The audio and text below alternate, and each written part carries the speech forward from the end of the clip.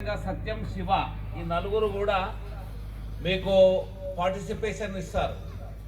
దానికంటే దాని తదుపరి ఈ కార్యక్రమాన్ని 24, 25, 26 మీరు చూస్తున్నారు ఈ కార్యక్రమాన్ని. కానీ వాస్తవానికి ఈ కార్యక్రమం ఇంత సఫలమైనందుకు, ఈ కార్యక్రమం ఈరోజు ఇట్లా జరిగేందుకు ఈ 3 రోజులు ఒక 3-4 నెలల నుంచి వెళ్ళి చాలామంది కార్యకర్తలు పనిచేస్తున్నారు.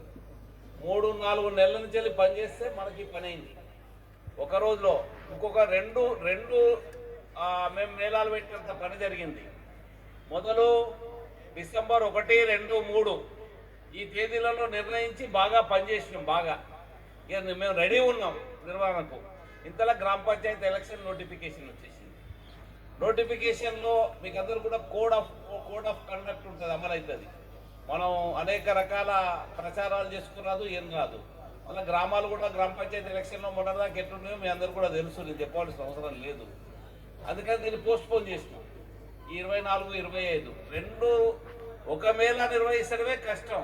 వాస్తవానికి మనం 2 మేళాలు నిర్వహించేంత కష్టపడవలసిన పరిస్థితి ఏర్పడ్డది. మరి దానికి ఒక 40-50 మంది కార్యకర్తలు నిరంతరం పనిచేశారు, అనేక మంది పనిచేశారు. మరి వాళ్ళందరినీ కూడా ఒకసారి నేను మీకు పరిచయం చేపిస్తాను తదుపరి. దానికంటే ముందు వేణుగోపాల్ గారిని మనం సన్మానం చేస్తాం.